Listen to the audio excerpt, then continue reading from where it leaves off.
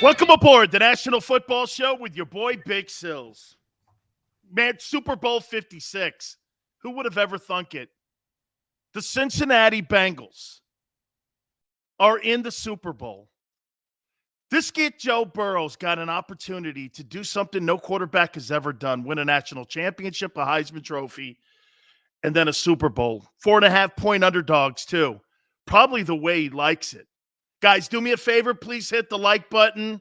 You know I would never start my show out with a guest unless he was one of my dear friends and a guy who could definitely give me the skinny on what separates Joe Burrow from everybody else. That's Coach Orgeron. Let me put it to you this way, guys. Coach O found this kid after Ryan Day and Urban Meyer went like this to him. Believe me, I'm a transfer. I transferred from the University of Maryland, and I went to the University of Miami. And Coach Johnson said the same thing. I'm going to give you a chance at the brass ring here. You're going to get an opportunity to win yourself a national championship at the University of Miami. What did Coach O do? He gets this kid. He recruits this kid. And I got to tell you, man, just watching the way that the guy plays and the way that the guy commands his football team, here was a dude that was banged on 9 times by the Titans. Didn't matter. Ends up winning that ball game. I know people this week are looking at the fancy Rams. They got future Hall of Famers everywhere, okay, on that football team. They got future Hall of Famers everywhere. But there is something about this guy, Joe Burrow, who is special. And Coach Orgeron, he pointed it out and found it early on when he brought him to LSU. We have Coach O on with us right now. Coach, thank you so much for coming aboard. I really appreciate it. Coach, you there? All right, let's see if we can get connected here a little bit here and see if we can bring Coach O on here and see if we can get him. Make no mistake about it. He had one of the greatest years in history. He had absolutely one of the greatest teams around him, okay? Had one of the absolute greatest teams around him. All right, we're having a little bit of difficulties here trying to connect. Let's see if we're going to be able to connect. Who do you guys got in the big game? Let's just start it out there. Man, you got Rams or do you have the Bengals? 4.5-point dogs are the Bengals. And get this, okay? Rams are in their own building like the Bucks were. They're in their own building. Who do you got? That Bengals team don't they remind you of the early Patriot teams that Brady played on? Not a lot of stars, just some good football players on it. Anthony says Bengals. Green says Rams. Chalk it up sports. Big Sileo. Burrow is overcoming that organization. Jeremiah, that is one of the absolutely best things that you could have a player as a distinction put on him. Smile says Rams by 17. Get this, there was a comment that he was asked to make about, did you ever think about telling the Bengals that you were not going to want to be drafted by them? And guess what, man? He went like this. He goes like this. He goes, hey, no, I never thought about it. And Joe Burrow goes into Cincinnati and changes the culture. He absolutely changes the culture, man. So hopefully we can catch up with Coach O here in a second. Look, I got this football team, and I think I'm going with the Bengals. There is a quality about the guy, man, that I just completely don't want to go against him. Let's see if we can connect with Coach Orgeron now. Coach O, you there? What's up, man? How you doing, Dan? All good, Coach, man. I tell you what, your boy's in another championship game. You've got to be thrilled to death for Joe Burrow. Hey, I have a bad connection. It's kind of cut. I want to let you know that. Hope everybody can hear me. Okay. I think the world of you. One of the best things in college football. We studied you. I tell everybody that. We studied you, Cortez Kennedy, Russell Maryland, Rock studied you, Warren Sapp. The way you guys played the game, you and Jerome Brown, you set the tempo. I say that all the time, man, and I mean it, man. The way you played the game and the way you practice set the tempo for greatness at Miami and the defensive line. I know I can hardly hear it, but let me say this. I'm so happy to be here in California, in Los Angeles, and so proud of all the LSU Tigers in the Super Bowl. It's no surprise to me that Joe Burrow has led this team the way he has. A tremendous young man, a tremendous competitor. You'd have loved to play with him, Dan. I think you and him would have been headbutting at practice. Hey, Coach, what was that one intangible that he had as a player that attracted you to him? Hey, he's like the Pied Piper, man. He's tough. You know what? He's like Jimmy was. Everybody's going to follow Jimmy Johnson because he knew he was great. And he was so smart. Think about this. Right? Think about this, Dan. It's a Saturday morning, spring over, recruiting weekend. Dan, can you hear me? Dan, you hear me now? Yeah, we're having a little bit of issues with Coach O right now. Coach, we're here, Coach, if you can hear us. Oh, yeah, I can hear you. Can you hear me, Dan? Yeah, I got you, Coach. Okay. Hey, we're having a recruiting weekend. All right. Spring ball's over. It's Saturday morning. My on-campus recruiting coordinator calls me and said, Coach, can we bring the recruits to watch team practice? I said, we don't have this spring ball's over. She goes, oh, no. Your whole team is practicing. Joe Burrow called the practice Saturday morning, 9 o'clock, after spring ball, 100% attendance. It goes to show you leadership and wanting. Absolutely, Coach. I mean, he just, Coach, look at what he did by changing the environment in Cincinnati. So you're not shocked he's in the Super Bowl, are you?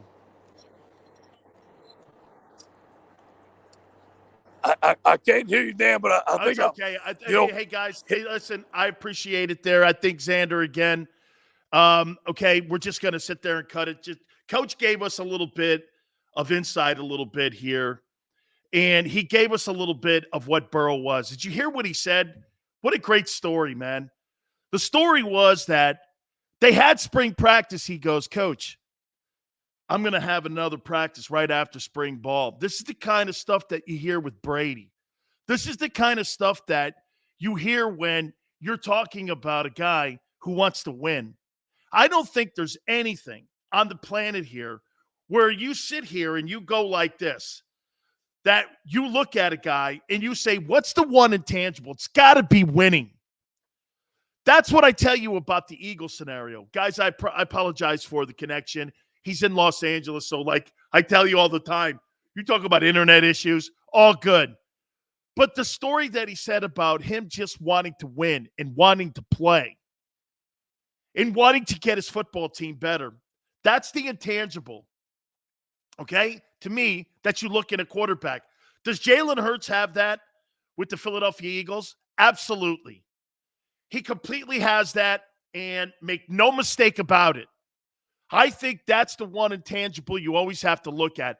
It's not about statistics. It's not about throwing for the most touchdowns.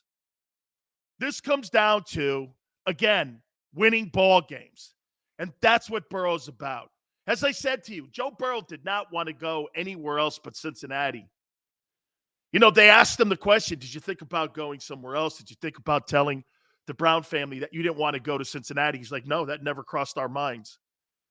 It's a privilege to play in the NFL, and I didn't care where it was. Can you imagine that? Watch this. I don't care where you play me. I don't care where the team is. I don't care where the stadium is. Let's go play 60 minutes of football. If Joe Burrow and that kind of ability can change culture inside of a building like the Bengals, think of what a quarterback could do inside of a place like the Steelers or a place like the Eagles.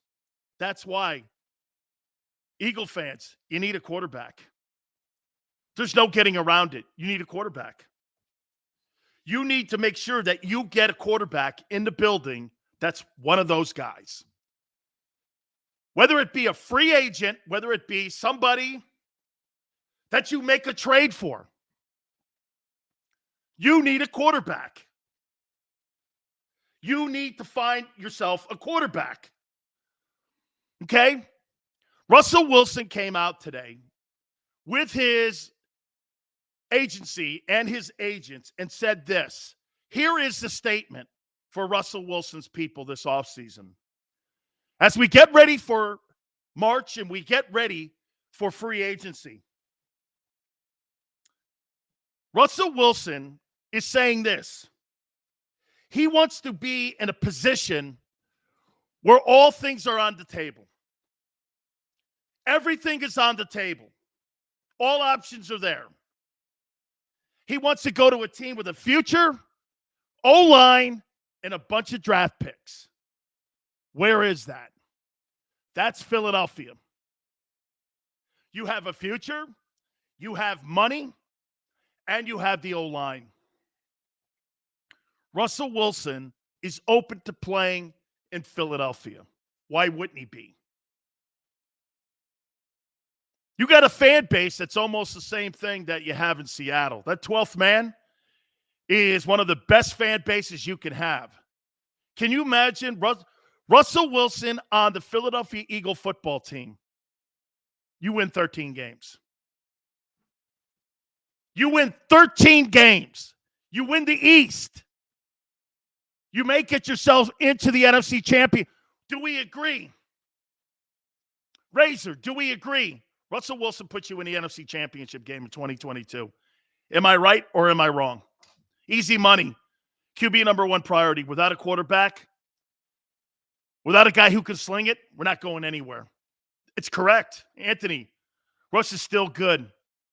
He just needs a change of scenery. Anthony, he was hurt last year. First time in his career, he had a losing record. He was injured. The team has fallen apart. They haven't retooled it. You know, I mean, my God almighty. So wait a minute. Nobody saw that Matthew Stafford was going to put a team in the Super Bowl, but you saw the talent there. You're trying to tell me you think Matthew Stafford's a better quarterback than Russell Wilson today? Give me a break. How many people think that Matthew Stafford is a better quarterback than Russell Wilson? I want Russell Wilson. Character guy. You don't have to worry about the Deshaun Watson stuff. You're probably not going to have to give up 3 ones. I don't think.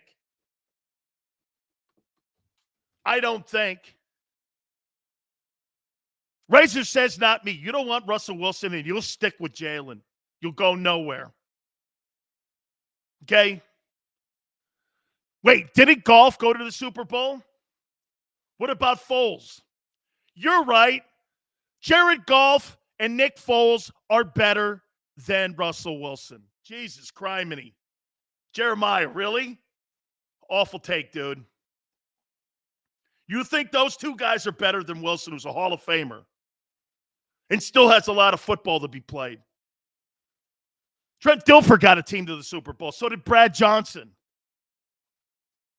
Razor says that Russell Wilson will end up a New York Giant. Why would he go there? It's the worst offensive line in the league.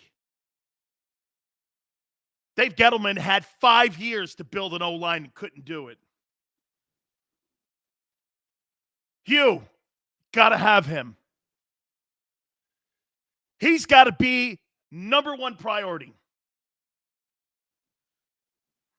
Has to be. Howie Roseman thought he was making up for passing on Wilson by drafting Hurts. Dude, Jalen Hurts is a cheap man's version of Russell Wilson.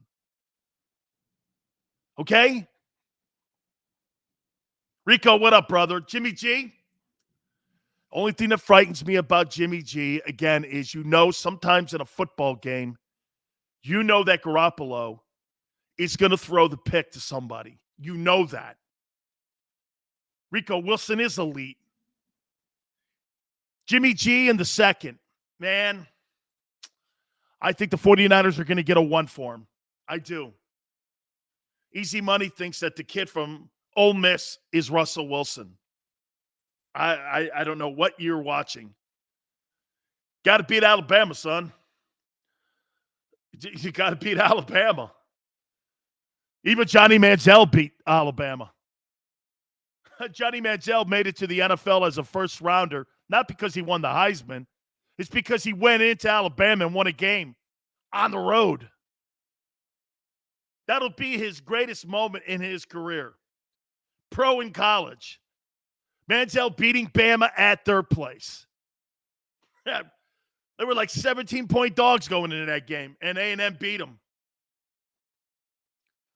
Kyle says number one priority is Watson. Guys, listen, I get the fact that we have to build on defense. I get all that. Okay? I get all that. Easy money, I got you now. Okay. Kind of lining it up a little bit better. You think he's a younger version? Funny, I think in his second year, didn't Wilson get to the Super Bowl? You think Matt Corral gets a team to the Super Bowl in his second year? I don't know. All depends where he lands, too. Always remember that. Noodle says the 49ers only want a second rounder. No, they don't. No, they don't. They want a first for him. Or they would have moved him this past offseason. Numerous teams offered a 2 for him. They wouldn't budge off the 1. Hugh says 2 1s for Russell. I'm good with that.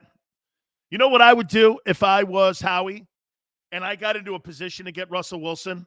I would take 2 first-rounders, give them to Seattle, take my other first-round draft choice, and see either move down to get another first-rounder next year, so I have 2, again, number 1s, or what I do is I parlay it into giving me more second-round picks so I have more premium picks in the second round. Then you can go after your defense. Instead of, say, having 2 picks in the second round, maybe you get 3 picks, and you add those other 2, you got 5 picks in the second round, and hopefully you're talking about more up towards the top of the draft. But now, because of Seattle, I think Seattle was underwater this year. That's going to be down in the 20s. So, I mean, that's going to be up there to 15, somewhere in there. So, again, I think you got to make Russell a priority. Russell Wilson's people came out today and said they have everything on the table. Everything is on the table. No team is off limits. Guys, I don't know where you get this reporting from, but again, it's agents talking because they're trying to position their client as well. Always remember that. We're getting now into the land of misinformation because free agency is coming up. The positioning of the draft. You're going to hear people do this. Watch this. You know what a common theme is and a common trick that a lot of personnel departments make during this time? Watch this. I'll pretend I'm Howie Roseman. I'll tell you something. This Malik Willis kid, I really love him. He's a great-looking talent. Knowing full well you're going to look at an offensive lineman and you're trying to steer them as far away as you possibly can from the true guy you're looking at. Man, I'll tell you something. This perimeter wide receiver, I just love this guy so much. He is really a great player. But you're actually talking about drafting a Jabo with one of those first picks maybe. You try to do everything you can to throw misinformation out there. Why in the world would you come out publicly going, man, I really like this kid? Really? Then you got 15 other teams looking at going, well, let's evaluate him too because we need a defensive end. We need an edge rusher. The 2 things that the Eagles need right now in spades, they need a starting quarterback and they need an edge rusher. No other thing on that team. Those 2 positions fix that team incredibly. A signal caller that can spot single coverage and an edge rusher that can get people on the ground. You need a guy with 10 sacks coming from the edge. You've got to get a pass rusher. If you don't have a pass rusher, watch this. Hey, it's one thing to stop the run, but if you're going to play that soft-ass defense that Jonathan Gannon does, and you're going to play that zone defense, quarterbacks are going to roll into the lane, completing 70% of their passes. They don't have to run the ball. So if you're going to play that kind of coverage and you're going to play that kind of defense, you have to be better in the pass rushing game. They were 31st. You're doing it ass backwards. They basically were playing a defense that went like this. You can bend, but don't break. Okay? Timothy says that Wilson is a better option than Watson. I like that topic. Is he? Smokescreen season. That's right. Chalk it up sports. That's where we are. We're now in the land of misinformation. Justin Fields for Russell Wilson. Man, I wouldn't do that. Justin Fields is not going to do anything. He is not, okay? He's going to be another one of those Ohio State quarterbacks that came out of college and did nothing. What was that kid's name? Troy Smith that won the Heisman? Or what's that kid, too? The Braxton kid? Man, they had a bunch of guys play there that just never did anything in the National Football League. Noodle says, Big Sills, would you love this deal? Metcalf and Wilson for 3 firsts and Hurts. Dude, DK Metcalf, I'll say this to you. Here's my problem with DK. He's great in a straight line. He's physical. And maybe that fits into the Eagles' run game. A wide receiver that can knock people out in the run game. But as a guy doing routes and cutting and going through the progression tree, I'm not sure he's all that hot. But if you put him in a run-oriented offense, DK Metcalf can be spectacular. Okay? Cordell Jones. They picked that apple too soon off the tree, man, like they did with Dwayne Haskins. Those guys were both not mentally mature enough to play in the National Football League. Take it from me. You know, it's one thing to have all the talent on the planet, but if you're not ready to be a professional, it'll eat you up faster than your lack of talent. That's why some of these guys get run out of the building. It's not so much that they don't have the talent to play. It's they get run out of the building because they don't have the understanding of what it's about to be a professional at that level. Both those things have to line up together in sequence. Be a pro, play like hell. Teams will keep you, especially high draft choices. You go in, you're not mature, you're doing selfies in the third quarter of a football game, that's going to rub people the wrong way, dude. That's the fastest ticket out of a town. Justin Jefferson is a tremendous route runner and a better receiver than DK Metcalf. It's not a comparison. Just imagine Watson with Philly's O-line. Bro, here's the one thing, though, that I will say about a style like Deshaun. Deshaun does take off a little bit, but I'm going to get into Kyler Murray now. Also, did you see what Kyler Murray did? Kyler Murray's people are a little bit perplexed about staying in Arizona. They're not sure they're going to be able to maximize his ability in Arizona. You see what he did to his social media? He scrubbed everything about him being part of the Arizona Cardinals organization. Now, does that mean he wants to play some bait? I don't know. And I'm not going to play psychologist here. But you got a guy in Kyler Murray. I think he wants a contract extension. I think he wants more assets around him. You know, I mean, DeAndre Hopkins was injured the majority of the second half of the season, and it hurt that team and ability to be able to move the chains. Okay, I mean, Steve Keim might be getting the tea leaves sent to him right now. He wants a new contract, and he wants an extension. So there's a conflict. Do I think it's big? Not yet, but it can fester. Look what happened up in Green Bay. Kyler Murray wants to go to Tampa. See, to me, guys, I think everybody wants to go to Tampa now. It's a ready-made football team. Just because Brady waved his hand and said, I'm out, doesn't mean that team doesn't have enough talent to win a Super Bowl or especially a soft-ass NFC. You put Aaron Rodgers on that Bucs team, you're in the NFC title game. Hell, if you put Kyler Murray on that team, the Buccaneers are in the NFC title game. If you put Russell Wilson on that team, they're in the NFC title game. Mike Evans, Gronk wants to play another year. You don't know what Odell Beckham is going to do. Looks like he wants to stay in L.A. But let's not forget something. Woods is coming back next year.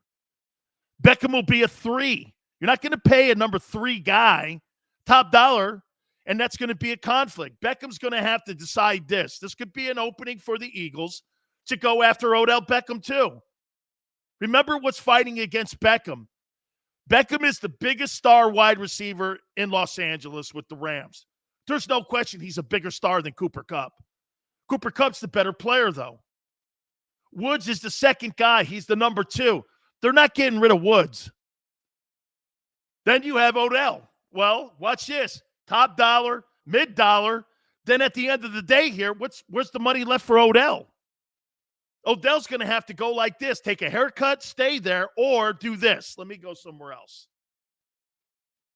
So there's a lot of moves to be made here in this offseason. A lot of moves. Russell Wilson, once again, and his representatives have said, as early as this morning, we're going to explore all options. Everything is on the table. There's no 4 or 5 hitless teams like some idiot said last year. Why would Wilson go to Chicago when they've never developed a quarterback in the history of the franchise? Why would he go there? Why would he go to Las Vegas? Why, because of Sierra? They're not moving off of Derek Carr. They're not moving off of Derek Carr for Russell Wilson. They got their guy. Derek Carr's a damn good football player. And what he did this year with all the chaos in Las Vegas, fucking guy should get a medal. Should get a medal, man. All right. Guys, I apologize again a little bit for Coach O, but we got it rolling again here. I want to ask you this as well. Here's a topic for you. Please, by the way, please hit the like button. Do me a favor. Explain to me who you think melted down more in front of the Philadelphia fan base and the media more, Carson Wentz or what we're seeing with Ben Simmons. Who do you think melted down more for the fans and the media? Was it Wentz or is it Simmons? I want to hit on that. More on Super Bowl 56. Hit the like button. Keep it right here on the National Football Show. Go for the midnight dares. Go for the memories. Go for the view that goes on forever. Go for the bubbles in your bathtub and in your drink. Go to bed whenever you want. Or don't. Go for him. Go for her. Go for the win. Go to Ocean Casino Resort. Book your trip at theoceanac.com. At Stateside Vodka, every new customer gets the world's best rocks glass. Free. What's that? A rocks glass? You're telling me that bottle is cut in half? You could say that. Holy shit. And you're telling me I can get one of these glasses for free? That's right. 1 free rocks glass per customer with each first-time purchase of Stateside Vodka. So good, it just disappears.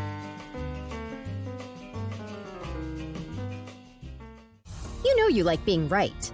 That's why you should enroll in an Independence Blue Cross plan.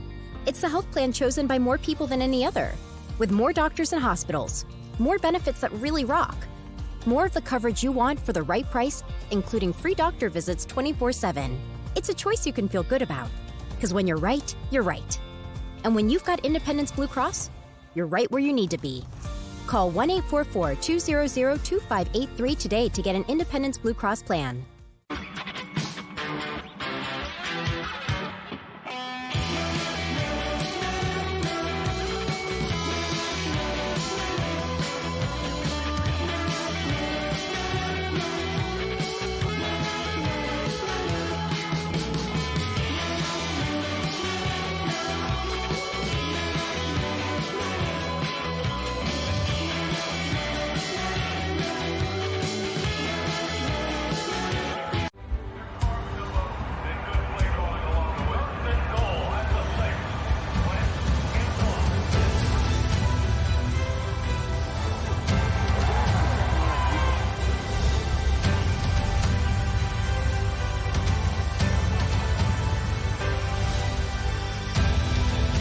Field of life, First Trust Bank is there for you.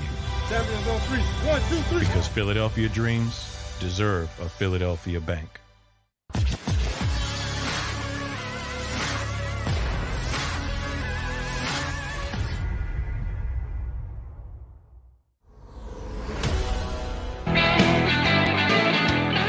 Welcome back. National Football Show. Guys, please hit the like button. Appreciate everybody coming aboard.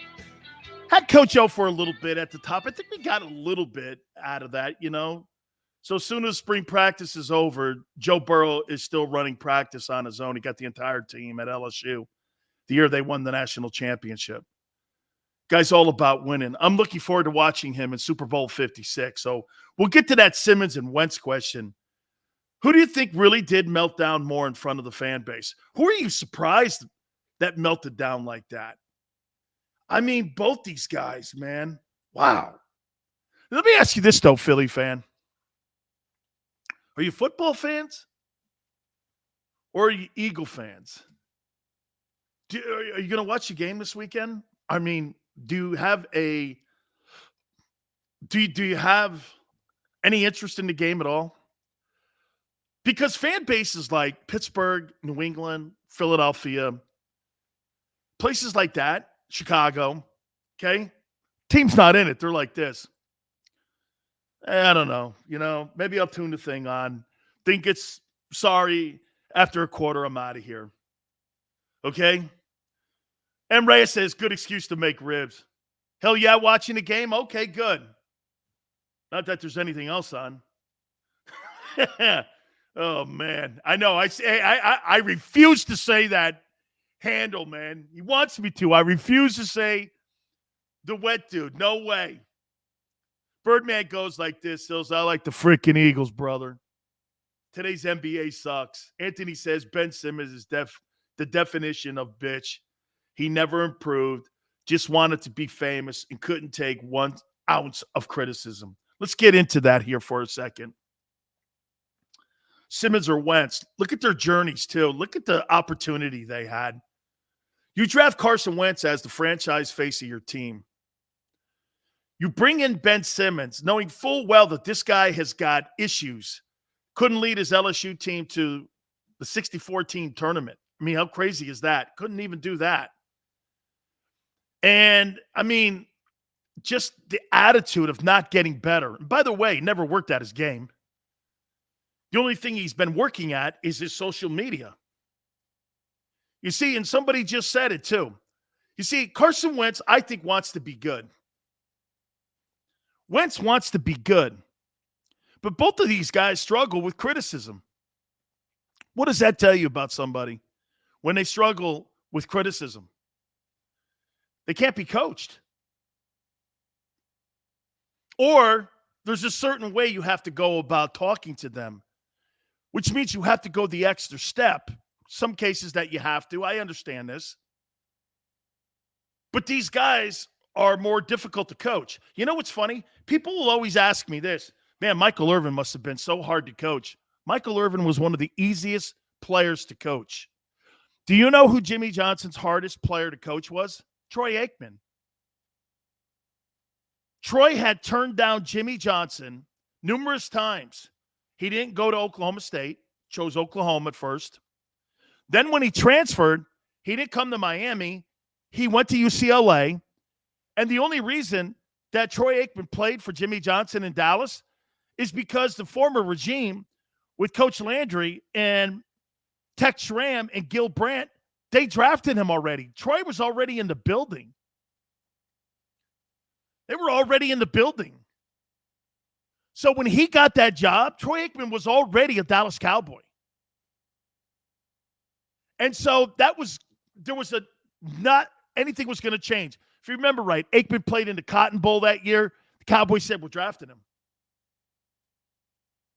The toughest person. You know why? Because he didn't really like Jimmy. He didn't trust Jimmy. You see, Jimmy's not about one player. Jimmy's about winning as a team. He don't give a shit what that looks like. You know, some of you guys fall in love with guys like Jalen Hurts. Jimmy falls in love with nobody. He falls in love with winning. Okay? He falls in love with winning. Dude, smile.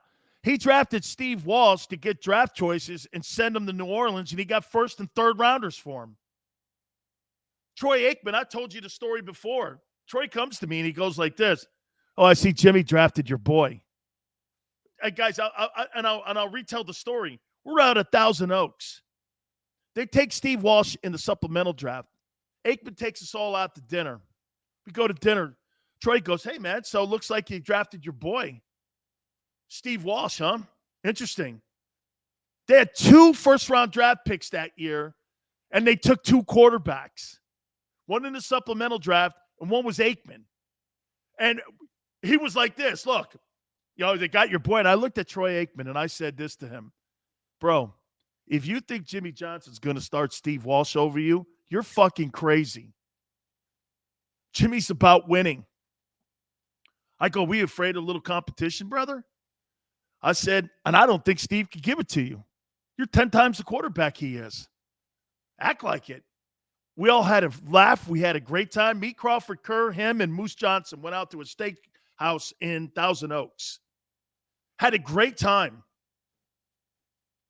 Jimmy didn't give a shit, man. Well, he's going to draft. No, that's not how it works with him. That is not how it worked. Okay, this is all about putting your football team together here and putting people in the room there that got the proper mentality and how to handle winning. Troy can handle winning. He's mentally tough. He's not going to let anything go sideways on him. Carson Wentz was constantly looking over his shoulder after a while, this kid. And think about that for a minute. You were worried about Jalen Hurts? If you're worried about Jalen Hurts, you shouldn't be a starting quarterback in the NFL. If you put Jalen Hurts, get this, it's probably one of the reasons why Aaron Rodgers struggles up in Green Bay. Right? I mean, don't worry about Jordan Love.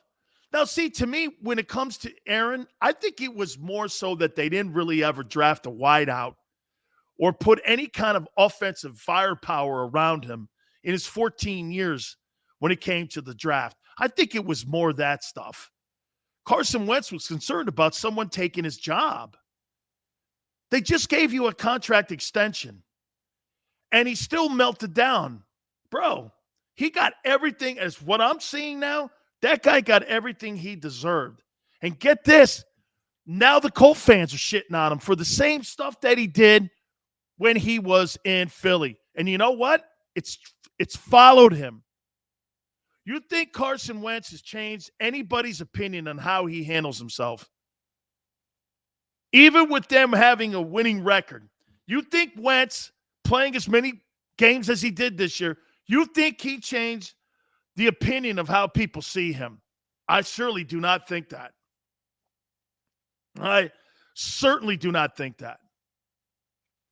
Okay? He had his chance. That's right. And as for Simmons don't care. You see, when you get a contract and you're playing in the NBA and you have guaranteed money, you have fuck you money. You can look at Doc Rivers and your coaches, and you can look at your owner, you can look at your general manager and tell him to kiss your ass. Because you owe him the dough no matter what. He don't fucking care about the Sixers. Somebody said something to him. Dude, you talk about being a wuss. That guy, I can't believe it. Someone tells me he's got mental issues. So be it. To get the help, but he don't want it. Philadelphia's offered it to him. Nah, it's all right. At least Carson Wentz wants to play, and he's trying to win games. Ben Simmons, he don't care. And, I saw Joel Embiid did a local show in Philadelphia, and he was like this, hey, man, I think it's a shame that we're all in this together here and everybody's at fault. He's right. But at the end of the day, if you get some criticism laid at your feet and you make that kind of money and you don't have the backbone to stand up for yourself, I've never seen an athlete like this melt down more in my life over a couple comments. Somebody throws some shade at Ben Simmons that really wasn't. You sucked, dude. You were hiding. You couldn't hit the backboard, let alone a free throw. And somebody threw shade at you that you sucked. You know what's funny? Pat Riley threw shade at Magic Johnson when he threw a championship game and threw a championship series against the Celtics. Remember what? They were calling him Tragic Johnson. And Pat Riley said, Magic, you got to be better. That ate at Magic Johnson. That ate at him. He wanted another shot at Bird. He couldn't believe it. They were calling him Tragic Johnson. Ball bounces off his foot and shit and all that. And Pat Riley called Magic Johnson out, probably the greatest guard in the history of the sport. Okay? And he calls him out and says, hey, and Ben Simmons goes, I can't play for these guys because they're talking shit on me. How ridiculous is that? My God, would I never want that in my huddle. Hey, brother, we all get kicked in the head, but we all get paid out here.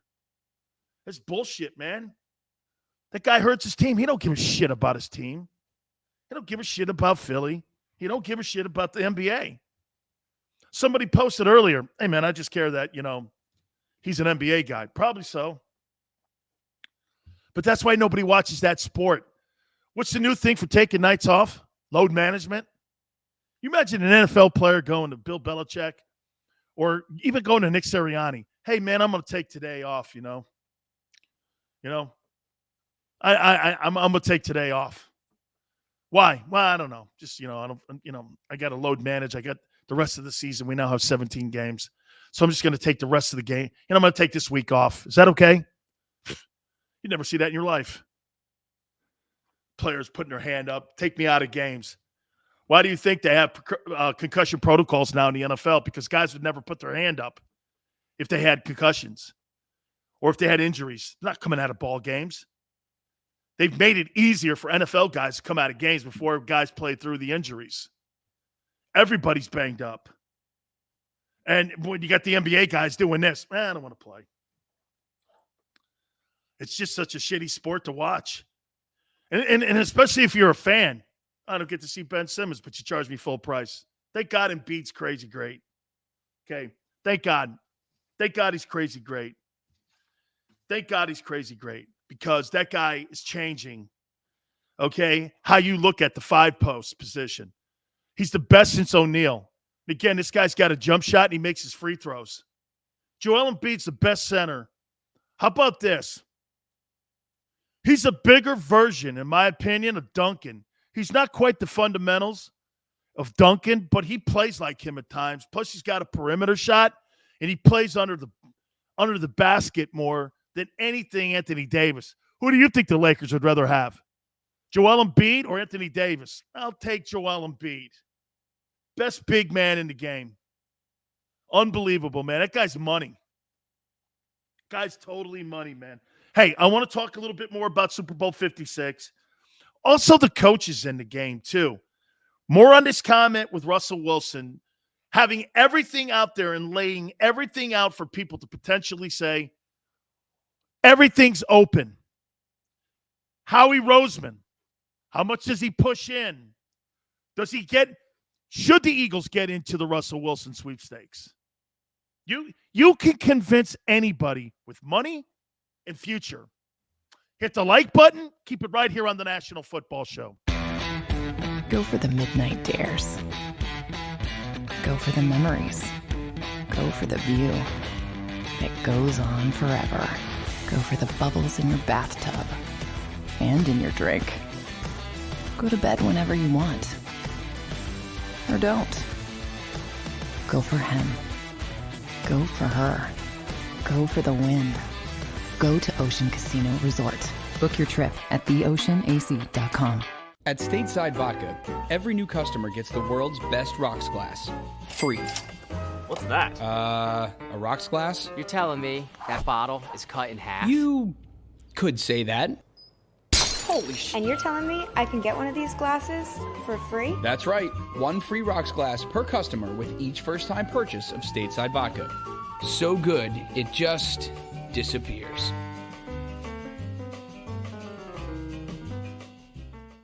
You know you like being right. That's why you should enroll in an Independence Blue Cross plan. It's the health plan chosen by more people than any other.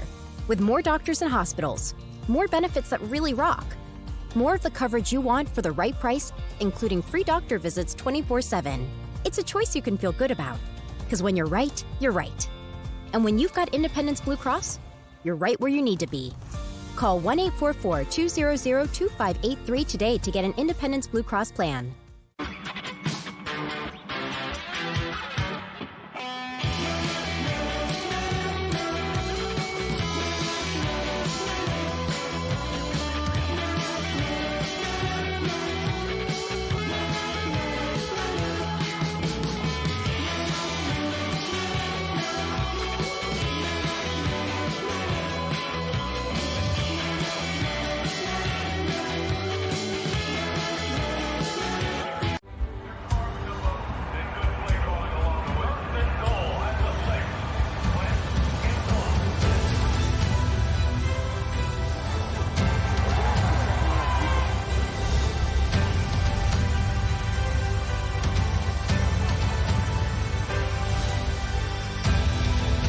Field of life, First Trust Bank is there for you.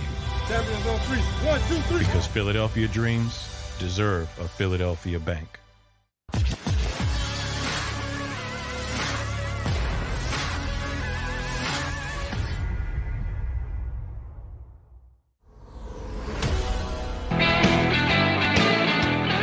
Welcome back. National Football Show. It's your boy Dan Sileo. Please hit the like button. By the way, we are off until next Thursday.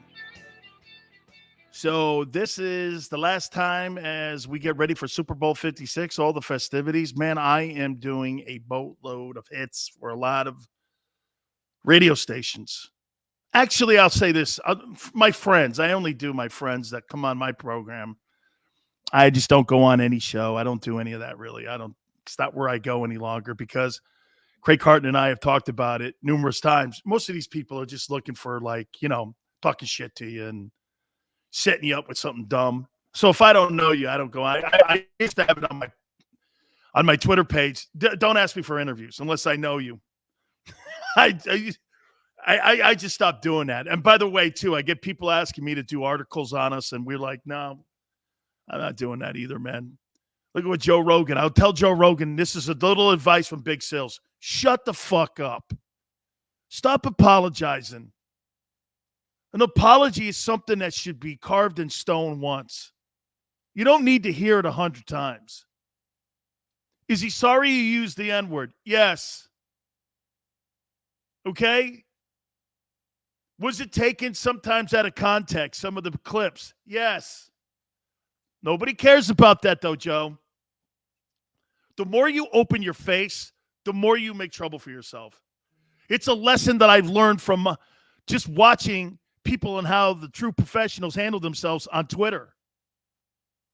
It's how they handle themselves. Don't say nothing to these idiots. 18% of America's on Twitter. Gives a fuck, man. Yeah, he's apologizing I'm sorry. And by the way, it'd be nice if somebody under 100 pulled their music. How about when Taylor Swift pulls her music? Then Spotify is going to kick their heels up. Or with Jay-Z or Beyonce or somebody like that, Lil Wayne. They start pulling their music, then you got a problem. But when Joni Mitchell and Neil Young are talking shit like that, no one cares. Now, if you want to go back to high school reunions, that's great music. By the way, I like Neil Young. It's all good. But when someone relevant matters, it pulls their music like Taylor Swift. Have Taylor Swift pull her music. Then you're going to have people go, hey, okay. Okay. Just shut up, dude. Take it from me. You don't help yourself. Because you know why? Then you start trying to appease everybody. You can't. It's impossible. That mob, once they're on you, they got you. They're like bees. So the best way to do it, ignore them. Guy talks to 10 million people a day. Give me a fucking break. Shut up, dog. My friend Tony Bruno, he tweeted at me and he DM'd me. He goes, "Hey man, I got blocked by Glenn McInashia nut over at WIP. This is the guy Xander sent me a video clip because I was thinking of getting him on the show. what's his name? Glenn McEnroe. Tony's been blocked by him. Tony worked with the guy for like ever, I think. He goes, Sills. So they're like blocking people now from WIP, and and I go, well, I know. I got a interesting text message from a couple of those guys over there saying that, they don't want their guys going on any other platforms any longer, like shows like this, because you guys are making too much headway. And so Tony goes, yeah, the guy blocked me. I got into a conversation. And see, to me, that shit doesn't get under my skin. It used to back in the day. I don't care now. The only people that get under my skin are my family and my bosses. Other than that, I don't care. Okay? I don't care. You don't get under my skin any longer. It's crazy, man. Tony Bruno got blocked by Glenn McEnroe. I don't even know who the fuck he is. I think he does weekends now on WIP. Classic. Hey, I'm really just absolutely classic, man. So yeah, I was talking to Tony, and Tony's like, "Yeah, man, unbelievable, man. I have no idea. Macadamia nuts." Even at that. Thank you. All right, let's go over here.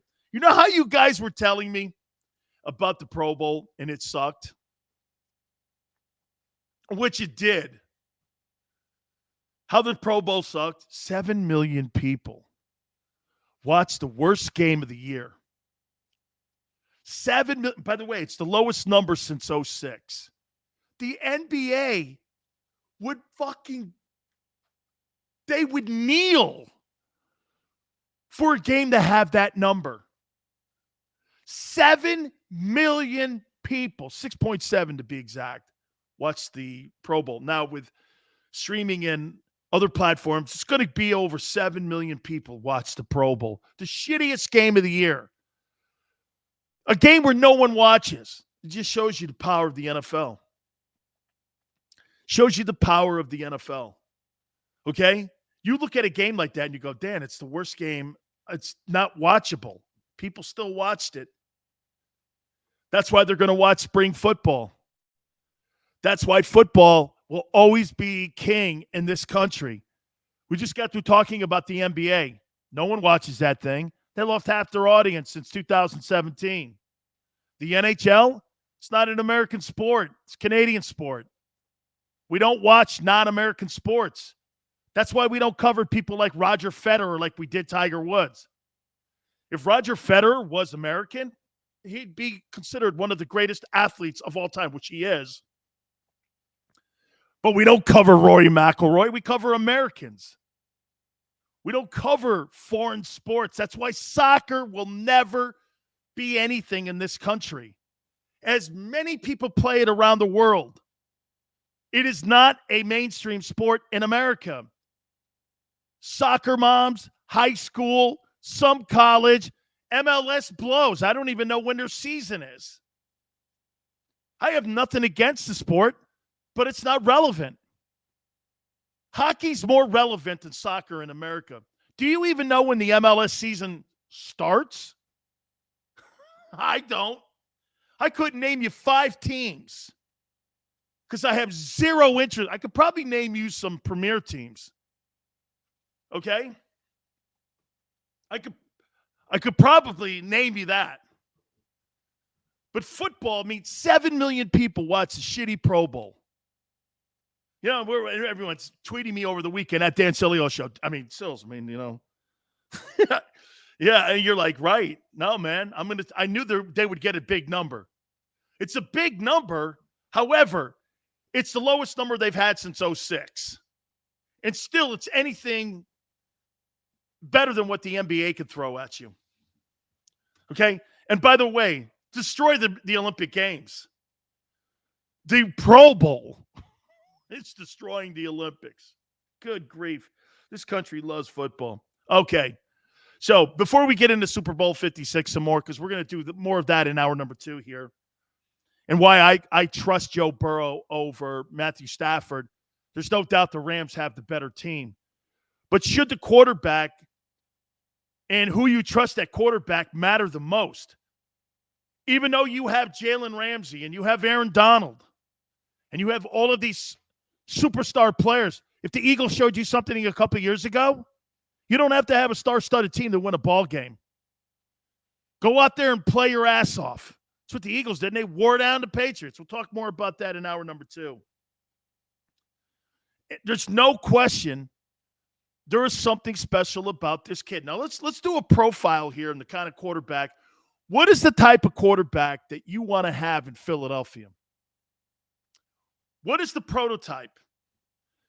Do you want – and I'm going to show you something here, and I think this is why Lamar Jackson's going to struggle at getting his contract. And I'm going to tell you something else. If you're the Arizona Cardinals, do you give Kyler Murray what he wants, a contract extension, and do you pay Lamar Jackson $42 million? This goes down the line of how you're building your Eagle team. What are we learning now about Lamar? What are we learning about Lamar Jackson right now? Look at Joe Burrow. Look at all these drop-back guys that we saw in the postseason. We're learning now, look how beat up Lamar Jackson was at the end of the season this last year. You want to give a 5-year contract of $42 million to a guy who got worn out a little bit? You want to give Lamar Jackson $42 million. Is he better than Dak? Absolutely. Will he play longer than Dak? I don't know. My problem with that style of play, Jalen had surgery after the season. Didn't he have it on his ankle? He had ankle surgery. And his is a kid who squats 600 pounds, and this is a kid who prepares his body as good as anybody in the league, and he's already got a surgery after his first year. My point is, that style of football, Lamar's injury prone? No way he's injury prone. He was this year. I think it's because he's starting to get beat up. You run the ball for 1,100 yards as a starting quarterback in this league, you don't think those hits are going to start to take effect on you eventually? I told you this before. This is how an NFL player deals with injury. Watch this, guys. It may not be catastrophic every day, but watch. This is what's happened to Lamar. There's week 1. There's week 2. There's week 12. It's a hammer and nail. There's week 15. Add a game. There's week 17. Let's do it again next year. Week 15. The head of that nail is going to come off eventually. Pressure. Law averages. You're going to, if you run the ball, you're going to get hit. And the chances of you getting hit, plus you're a quarterback taking sacks and pressures, and you add 140 hits to you because you run the ball, we're talking about 250 to 300 hits a year. You think a guy's going to last? You think a guy lasts like that? Okay, all good, Andrew. So are you really going to pay Lamar Jackson $42 million over 5 years? Boy, I don't know. Will I have him in 5 years? Will he look like RG3 or Cam Newton? Or do I build my team around a guy like Stafford and Burrow and Brady and Rodgers and Deshaun? Deshaun's not really a guy who sprints out. He's a pocket guy. My problem with the quarterbacks that we're starting to see with the RPOs today, you don't think Josh Allen's not going to affect his play down the line with the amount of hits he takes? How many games do we watch with Josh Allen?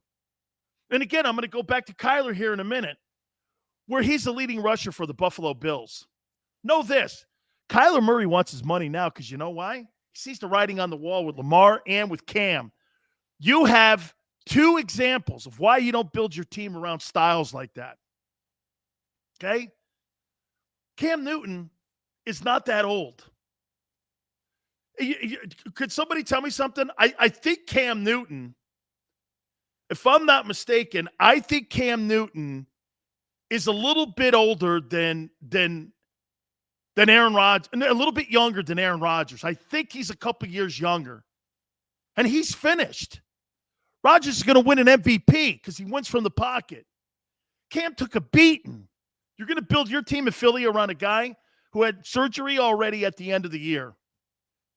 And we saw during the postseason, you got to have one of those guys. Okay? What style are you looking for here? He's 32. Rodgers, I think, is 39. So it's a little longer than I thought. Okay. I think he's 38, Aaron Rodgers. That's 6 years. Cam is finished. Rodgers is going to win an MVP at 39. So that's what you're looking at. You think Jalen's going to be the starting quarterback for the Eagles in 3 years if he continues this pace? Where he runs the ball for 900 yards a year? You really think that? They're starting to figure that out in Baltimore now. All right, guys, hit the like button. Let's hit on some of the prop bets and all the things that are going on for Super Bowl. We'll do that. You keep it right here on the National Football Show. Go for the midnight dares. Go for the memories. Go for the view that goes on forever. Go for the bubbles in your bathtub and in your drink. Go to bed whenever you want. Or don't. Go for him. Go for her. Go for the win. Go to Ocean Casino Resort. Book your trip at theoceanac.com. At Stateside Vodka, every new customer gets the world's best rocks glass. Free. What's that? A rocks glass? You're telling me that bottle is cut in half? You could say that. Holy shit. And you're telling me I can get one of these glasses for free? That's right. One free rocks glass per customer with each first-time purchase of Stateside Vodka. So good, it just disappears.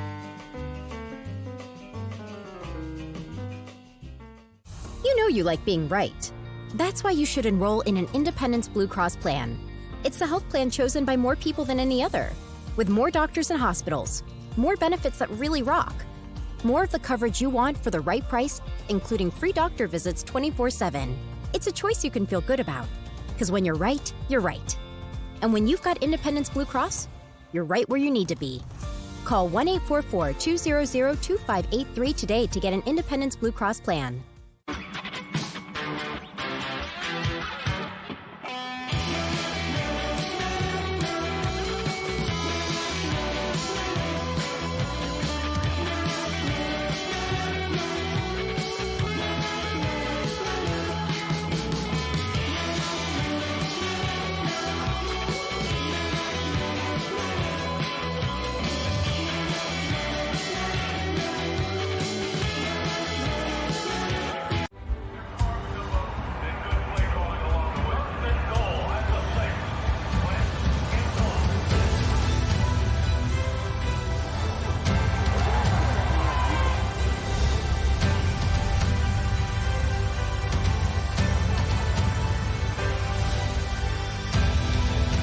Field of life, First Trust Bank is there for you. Champions on 3. 1, 2, 3. Because Philadelphia dreams deserve a Philadelphia bank.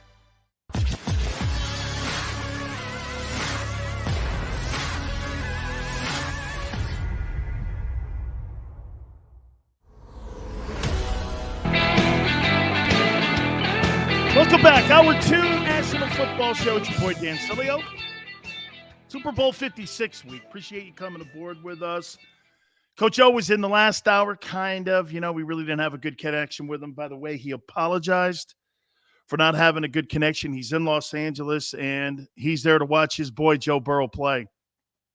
How about this? Joe Burrow paid tickets for Coach O to go to the game. Says, I want you here. Kid doesn't forget where he came from. Guy gave him an opportunity to go down to LSU. He was going to Cincinnati because he wanted to stay in Ohio because he was heartbroken that Ohio State kicked his ass. Get out of here. We don't want you. We're going to let you go for Dwayne Haskins and the dude in Chicago, Justin Fields, who I don't think anything of. Go ahead, Joe. Hey, man, we know you're from Ohio. We know it hurts you. It's all good, though. Best you leave. He was going to stay in Ohio. He didn't want to leave his family. He didn't want to leave the people that supported him. Coach O goes, nah, man, that's something about this kid, man. He's just an absolute winner. See, that intangible when you're a winner like that, I think that's something that you're born with. I don't think you can coach that into somebody. You're either going to be that guy, and I'll tell you something, too. It got pulled. Well, maybe, you know why? Because it did get pulled out of Jordan, didn't it, by Phil Jackson? Okay? It did get pulled out by Phil. You know what Phil told Michael Jordan? I've had Phil Jackson on my show before. And I go, when you took over the Bulls, what was the first thing you told Jordan? He goes, I told Mike, you can't win scoring titles. If you want to win scoring titles, we won't win an NBA championship. You've got to make every guy on your team better for us to win. Mike, you've got all the scoring titles. You've got to be a distributor of the basketball, and you've got to play within this system that we're going to implement called the triangle. You guys got to remember something about the triangle. The triangle was developed for the pivot. It was developed for the big man, like somebody like Jabbar or Shaq, to get the ball down on the post to a guy. Tex Winter, the creator of the triangle, turned it around and made it at the point and made Jordan the point figure in that whole offensive scheme.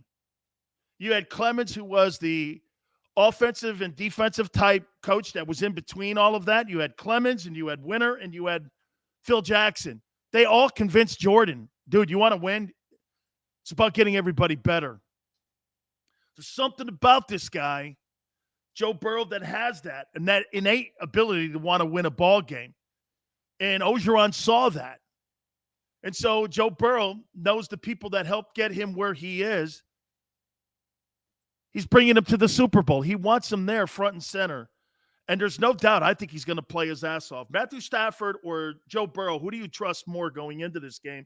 I want to hit on that here in a second. I do want to reset the topic, though, because we kind of got out to a bumpy start here in hour number one because we were trying to bring Coach O on about Russell Wilson. Russell Wilson made it very clear today with his representatives that he has said that everything is on the table. There is no team that is not on the table. No team. He's looking for future, and he's also looking for a team that has a dominant offensive line. That's Philly. Let's take a look at that, for instance. What team do you think has the best future with the best O-line? Do you know that doesn't naturally exist? Because you can have a shitload of draft choices. Usually you don't have a really good O-line. Where does that exist? Where you've got a future and one of the top three O-lines. Let's think. Is that in New Orleans? No, you're not going there because Sean Payton's not there any longer. Where else with that? Miami? I don't know. Do you want to go to work for Stephen Ross after what you've just witnessed? Right? I don't know. No, I don't know. So where are we talking here? For Russell Wilson to land? Denver?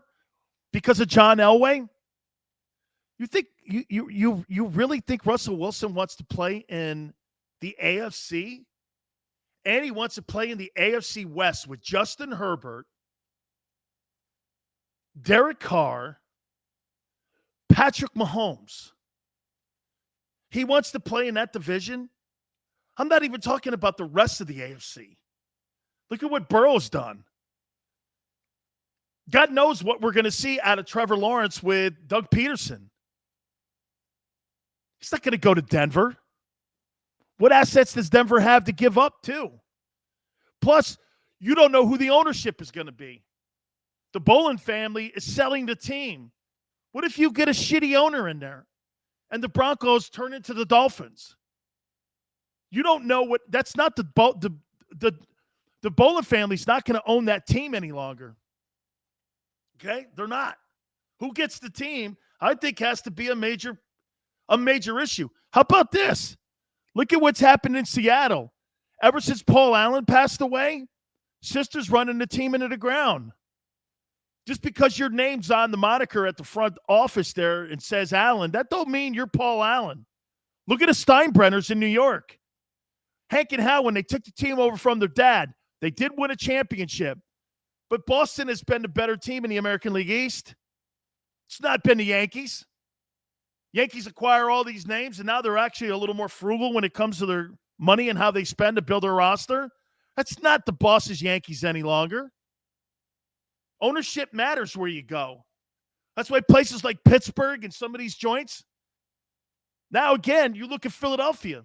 If you're Russell Wilson, don't you do this? You do your due diligence and you say, look, here. Byron Leftwich didn't want to go to work for Trent Baalke in Jacksonville. Is that right? Thank you, Rico. Please smash that like button. Thank you, guys. Right? Byron Leftwich, the reason that Doug Peterson, now, hey, which kind of is crazy, isn't it? Doug Peterson wasn't the first choice, or was he? Or was he the first choice? I thought Leftwich had that job. And by all accounts, according to the reporting, there was a hang-up with the GM, Trent Baalke, who was in San Francisco and had a bitching match with the head coach, and that's how that whole thing fell apart in San Francisco with Harbaugh. Jim.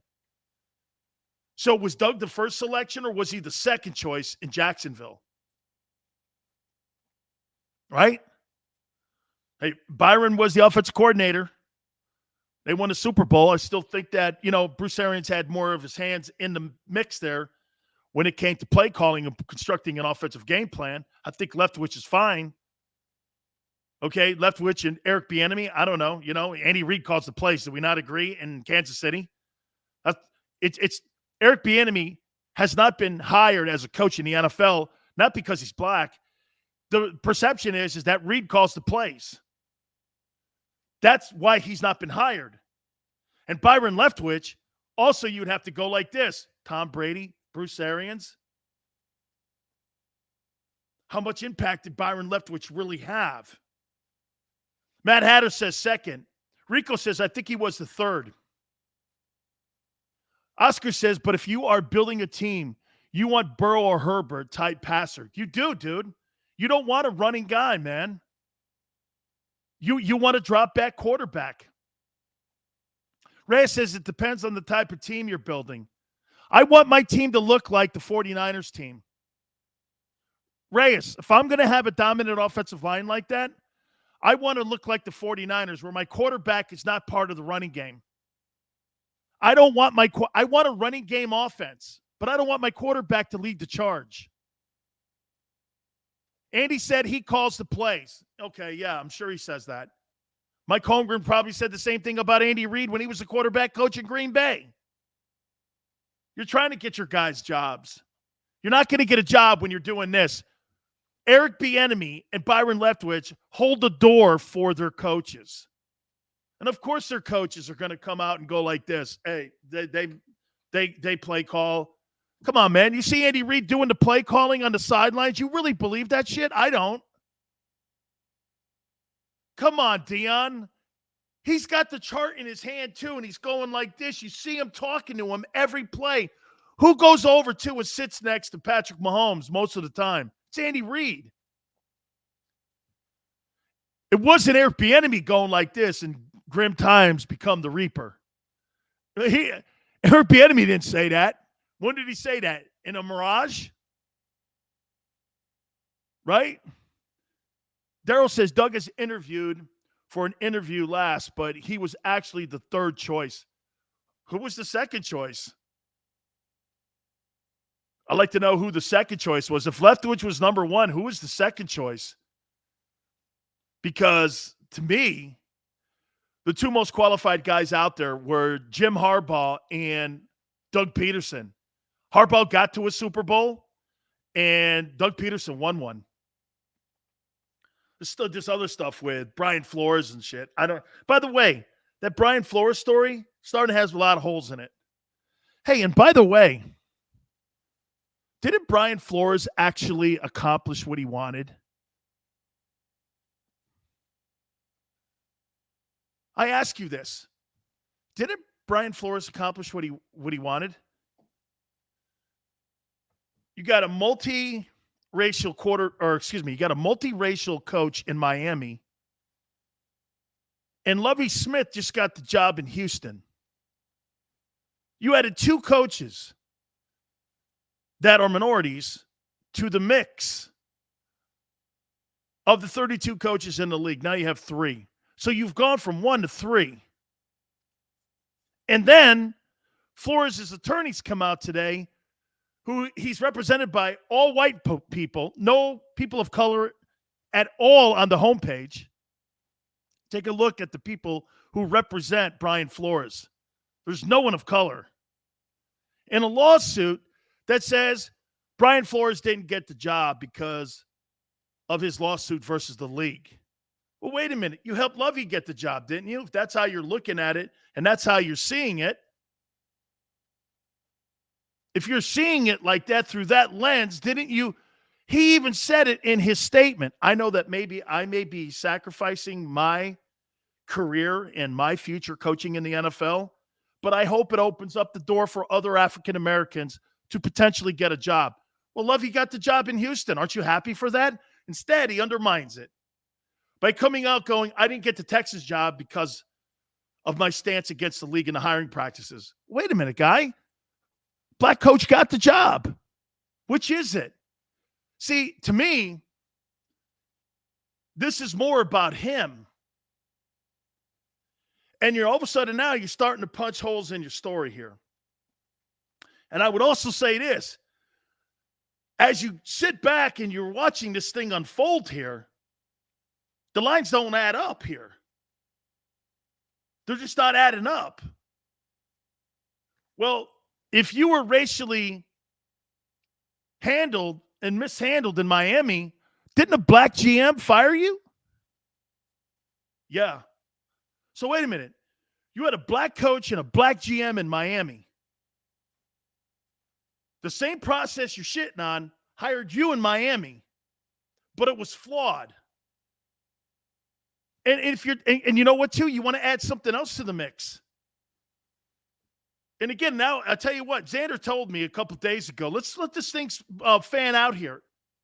So if John Elway and the president of the Broncos, Ellis, was drunk showing up to an interview, you don't think they would have been drunk showing up to a white interview?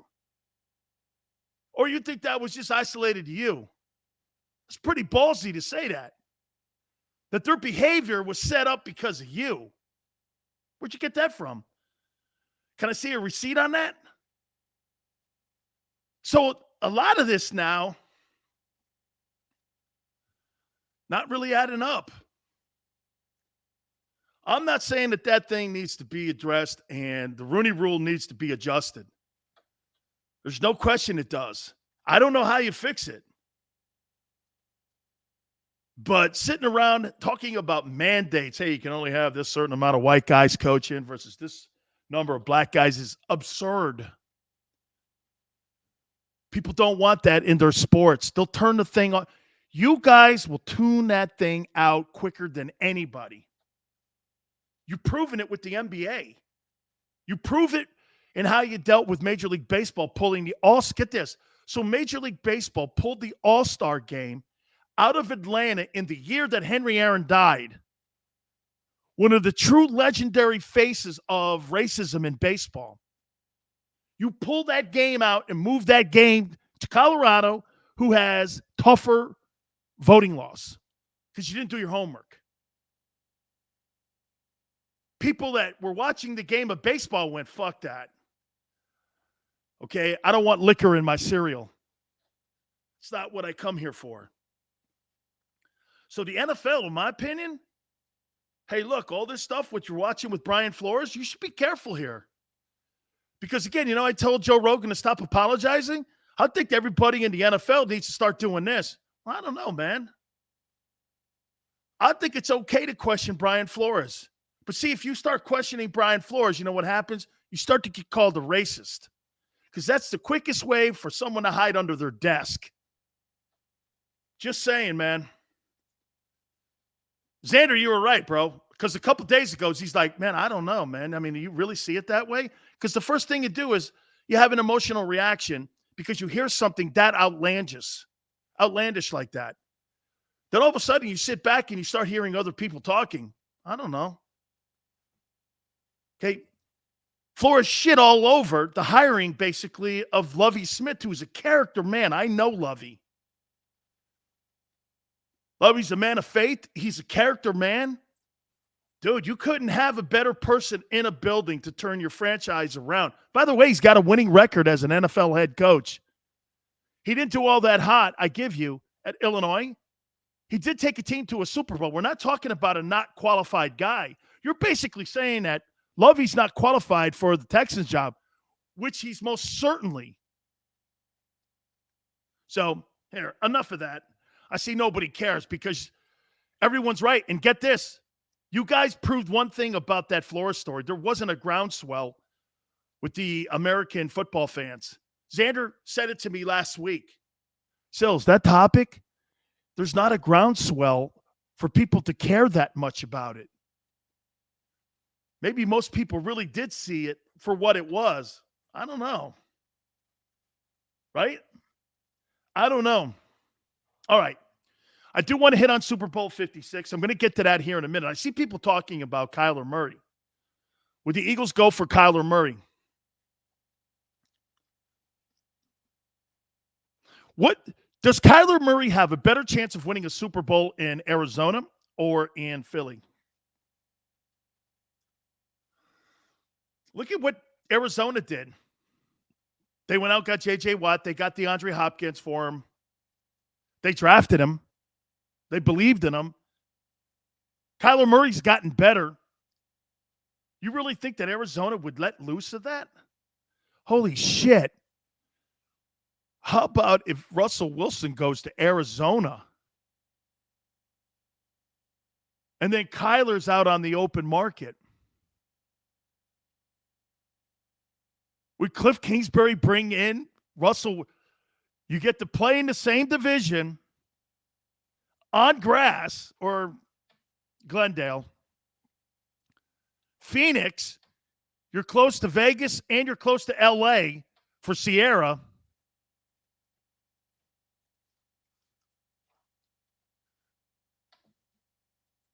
Russell Wilson, Arizona. Kyler Murray to the Eagles. Dude, what would that price tag be for Kyler Murray? What would you have to? You'd have to clearly give up 3 1s for him. He's too young. He's too good. He's too young and too good. And I think he's getting better and better. But then again, we go back to style of how you want to construct your team. Trade him to the Jets? Why would you go there if you're Kyler Murray?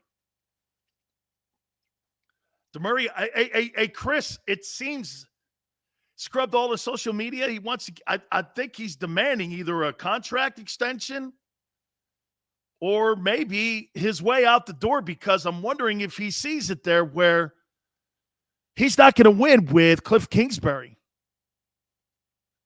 Never 3 1s. You don't think Kyler Murray is 3 1s? They're building a Razor. They are in Arizona, aren't they? They are. I think you're right. That is such a great call, Yale. Holy shit, you're right. Left-handed QB. Wow. Man, left-handed quarterback.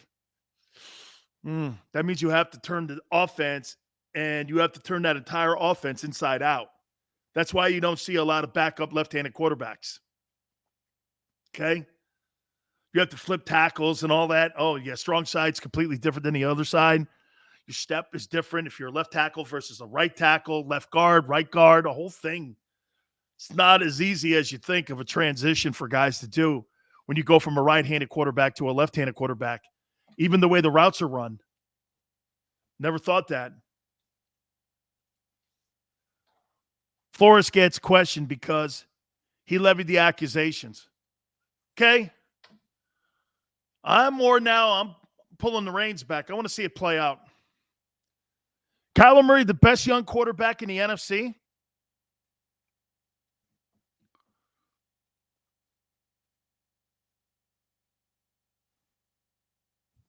Kyler Murray, the best young quarterback in the NFC.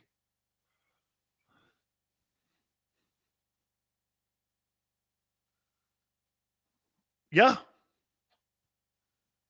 Yeah. Yeah, he's like Vic, isn't he? Fans of Philly loved Michael Vick.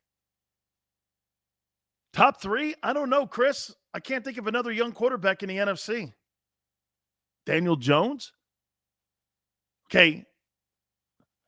Is Jalen in the top 5 best young quarterbacks in the NFC? Probably. Well, if we're starting there, I mean, look at the top 5 quarterbacks in the NFC. Hey, just so you know, Xander said this. Sills. He couldn't make the fucking BC Lions, the Toronto Argonauts, the Montreal Alouettes, the Saskatchewan Roughriders. He's not top 5 in the CFL. What is it? The Winnipeg Jets. I think that's what they still are. Used to be a Winnipeg Jets team back in the day. He's not top. Okay. Look, watch this, man. Whew. Hurts and Murray in the NFC.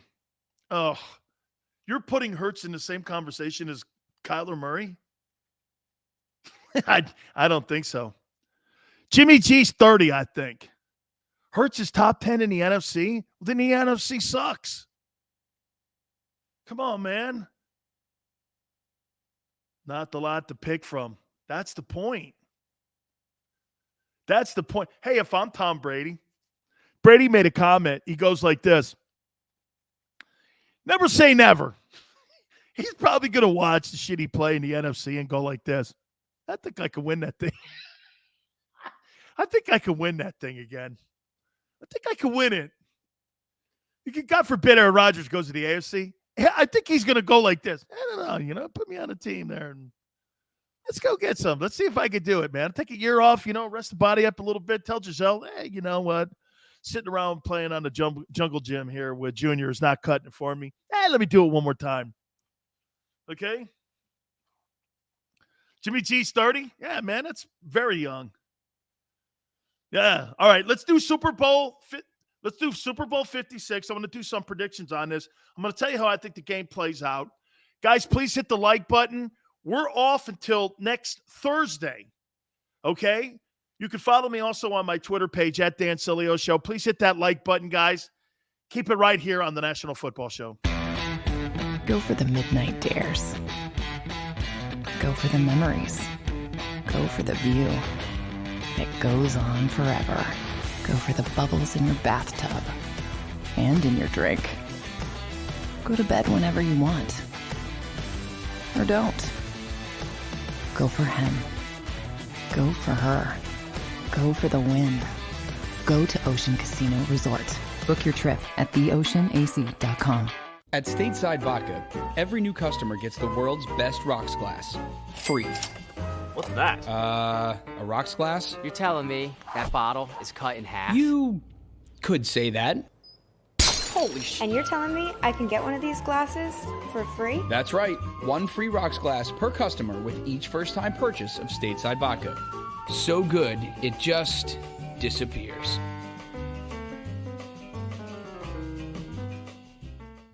You know you like being right. That's why you should enroll in an Independence Blue Cross plan. It's the health plan chosen by more people than any other, with more doctors and hospitals, more benefits that really rock, more of the coverage you want for the right price, including free doctor visits 24/7. It's a choice you can feel good about, because when you're right, you're right. And when you've got Independence Blue Cross, you're right where you need to be. Call 1-844-200-2583 today to get an Independence Blue Cross plan.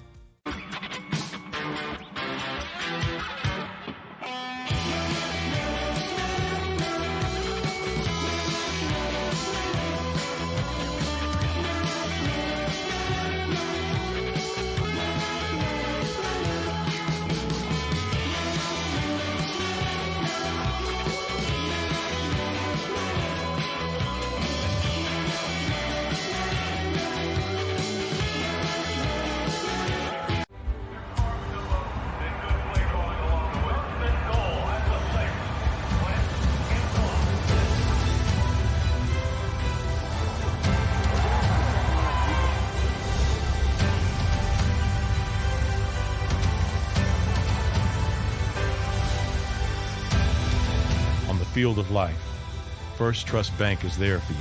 Champions on three. 1, 2, 3. Because Philadelphia dreams deserve a Philadelphia bank.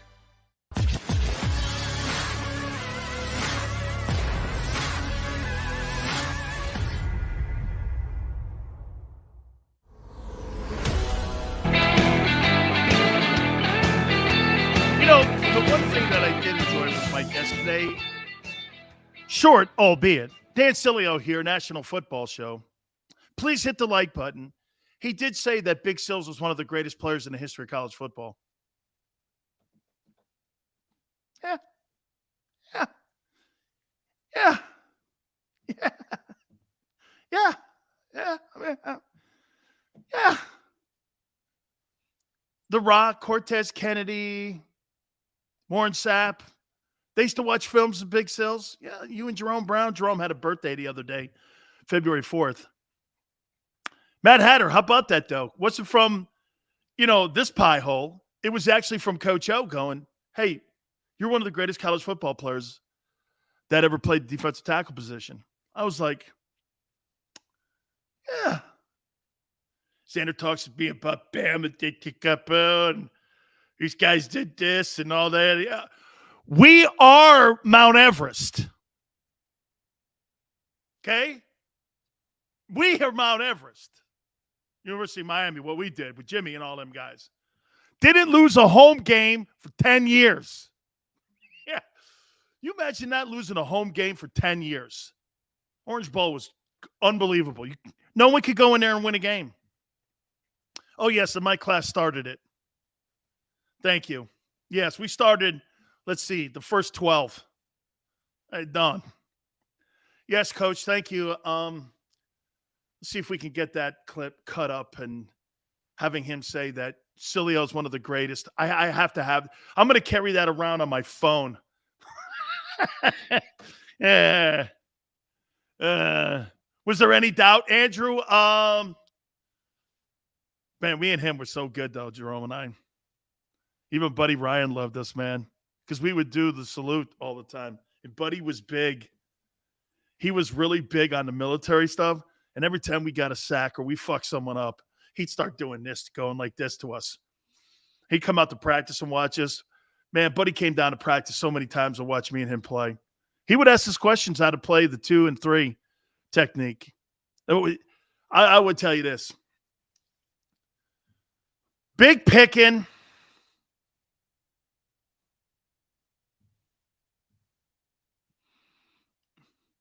Big picking.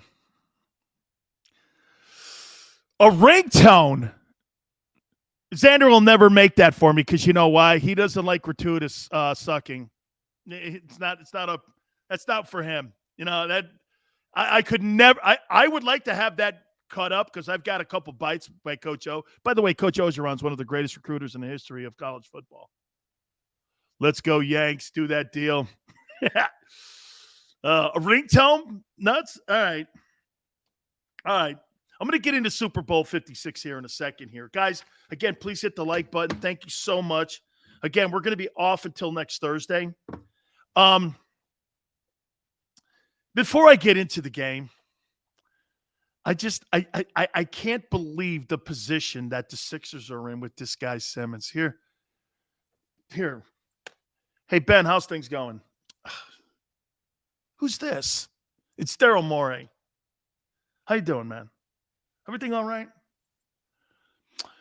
Well, Doc and Joel, they said harsh words to me.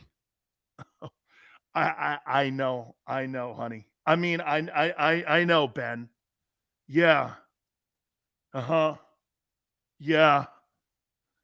I know those were harsh words. I know. I feel you. You got to be a general manager. You got to be like the buffer guy in the middle a little bit. Ben, how you doing? Well, I don't know. It's very cold here. Hey, shut up, Smile. Smile, shut up. Vinny, hey, Robert, you too. Jesus criminy. Hey, you guys are like my grandfather.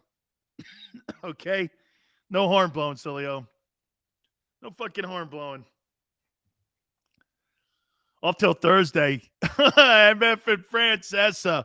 Andrew, no, man. Big Sills don't take days off. I told Xander, I go, hey, man, you know, it's like telling me to climb Mount Everest and tell me halfway up. Hey, you know, take a day off. Fuck it, man. I'm freezing. I'm not going to stay in a damn tent for 3 days. Fuck it. Give me Harden.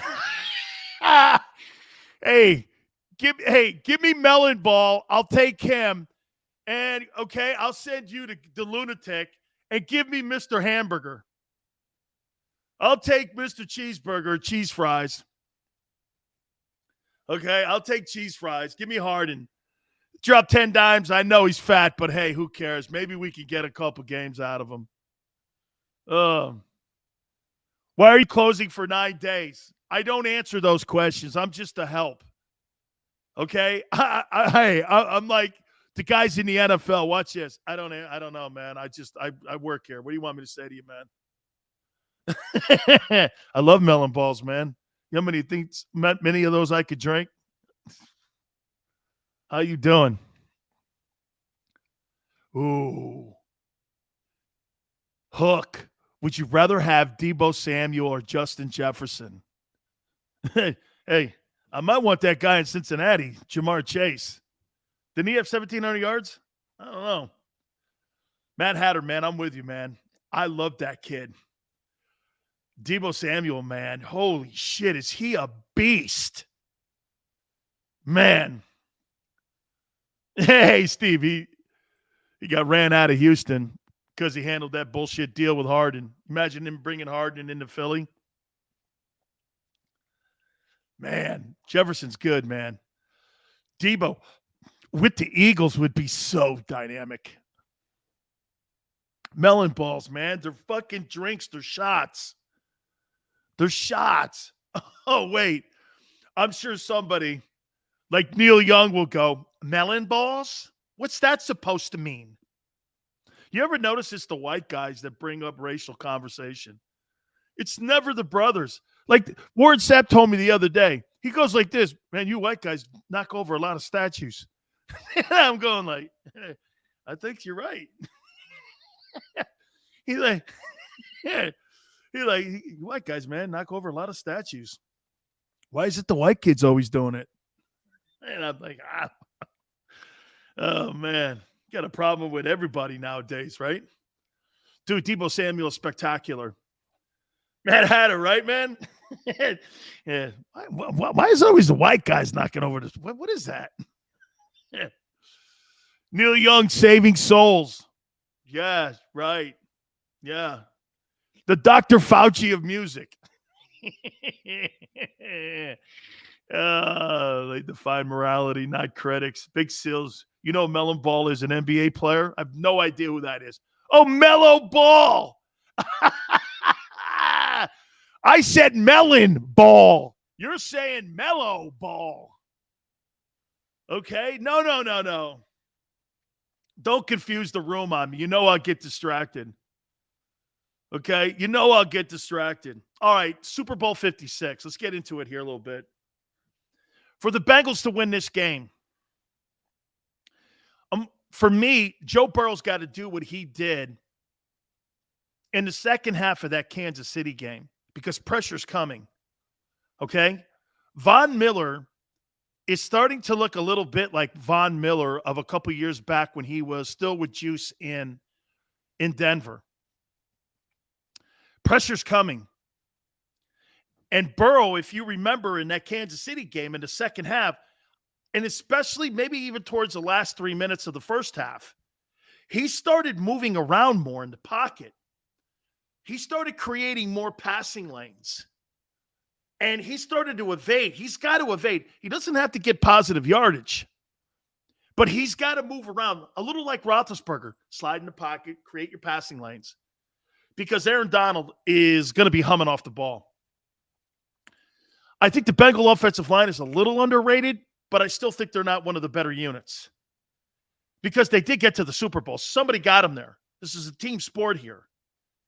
So to me, Burrow's got to move around And by the way, they've got to be rhythm passes out of the gate to kind of stop that rush.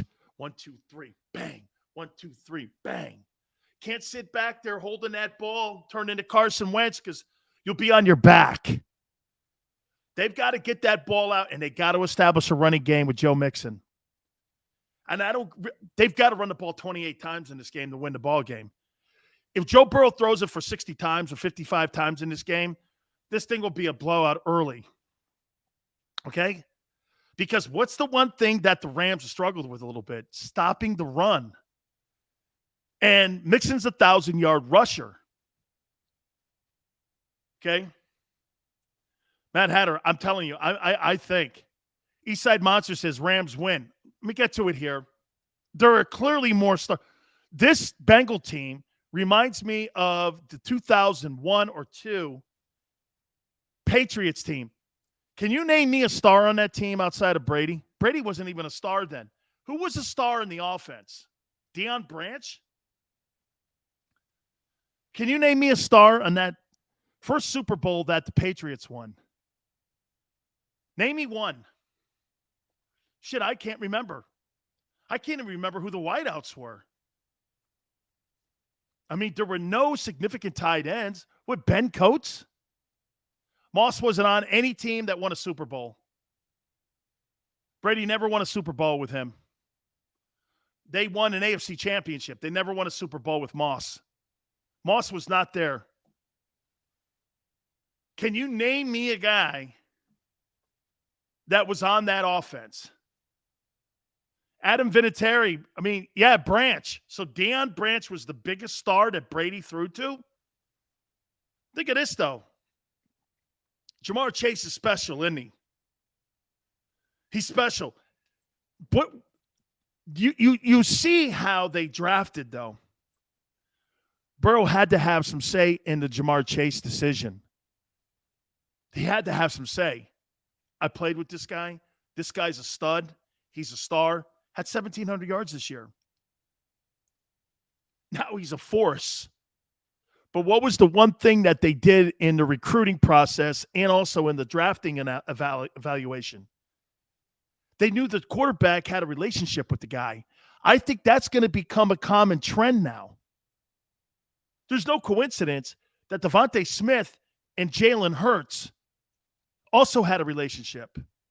There's no coincidence that Waddle and Tua had a relationship at Alabama as well.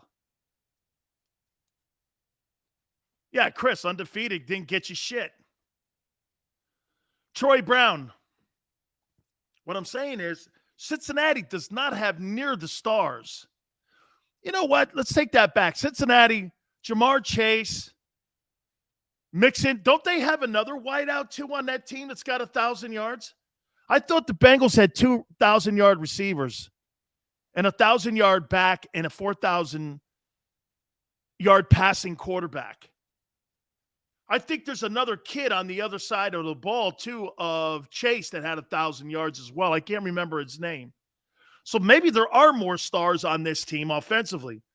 They're clearly limited in the O-line. T. Higgins, thank you, Smile. So T. Higgins got 1,000 yards receiving. And you have Jamar Chase with 1,700 yards. You got a back that's 1,000. That's a pretty formidable attack. And get this, they're all under the age of 25, which is fucking crazy.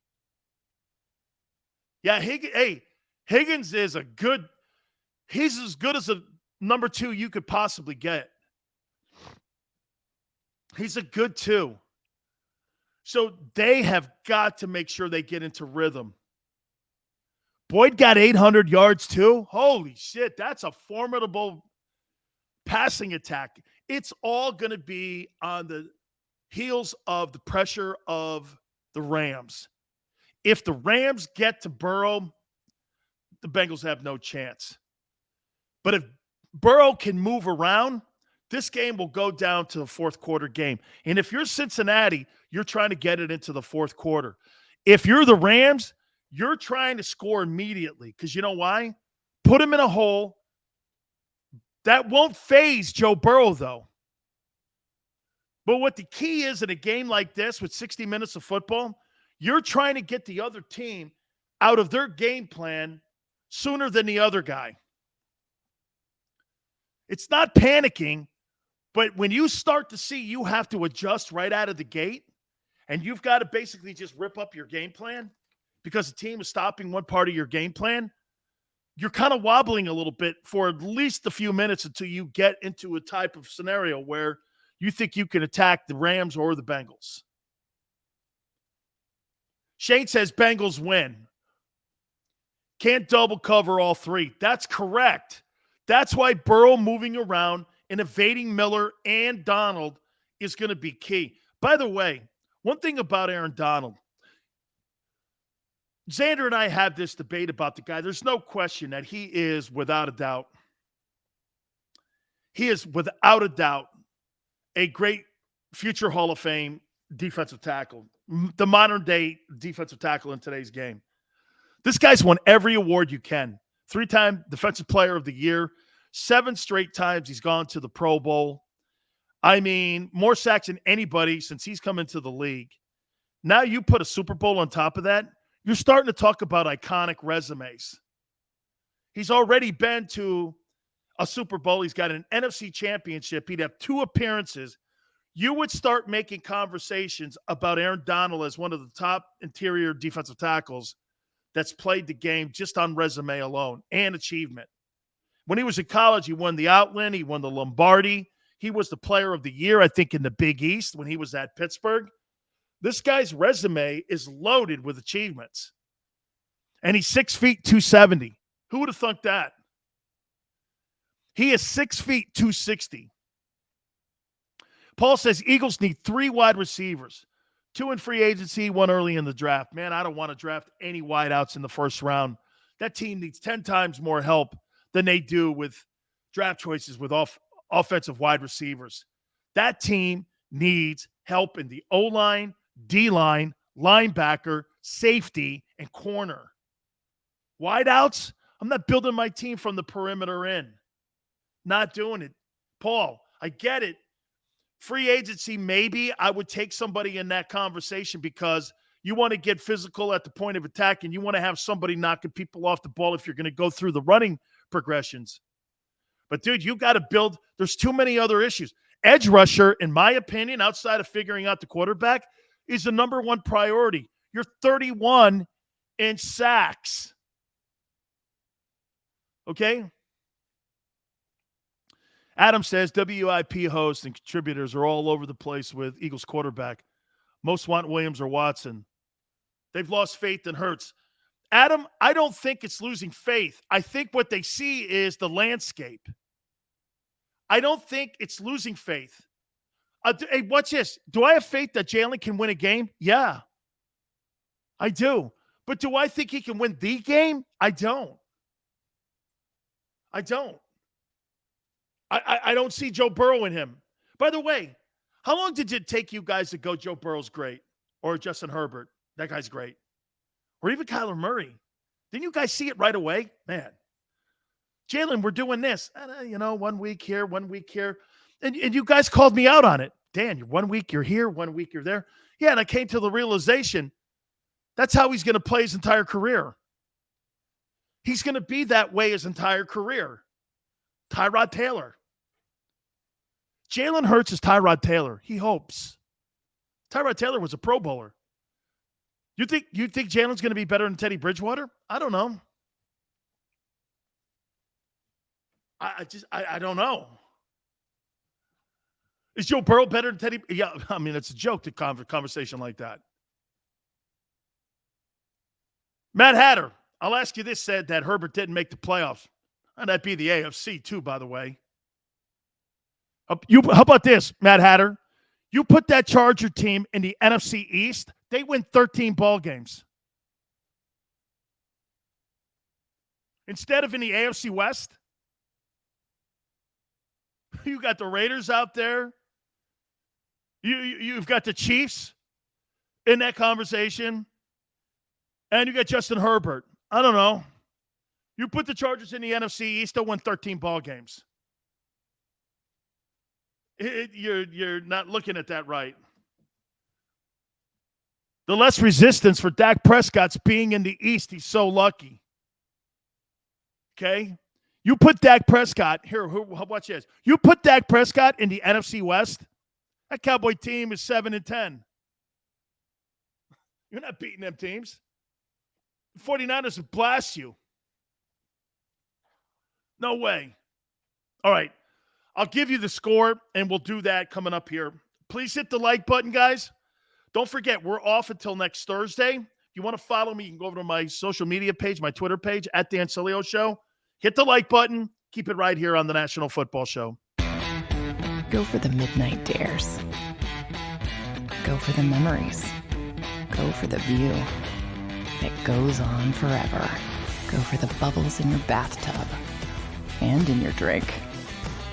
Go to bed whenever you want. Or don't. Go for him.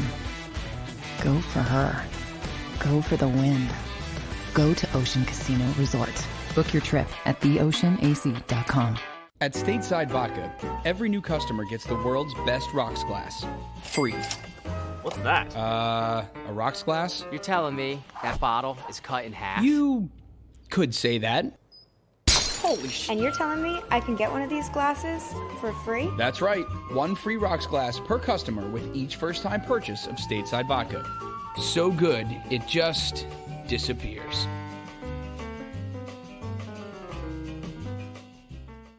You know you like being right. That's why you should enroll in an Independence Blue Cross plan. It's the health plan chosen by more people than any other, with more doctors and hospitals, more benefits that really rock, more of the coverage you want for the right price, including free doctor visits 24/7. It's a choice you can feel good about, because when you're right, you're right. And when you've got Independence Blue Cross, you're right where you need to be. Call 1-844-200-2583 today to get an Independence Blue Cross plan.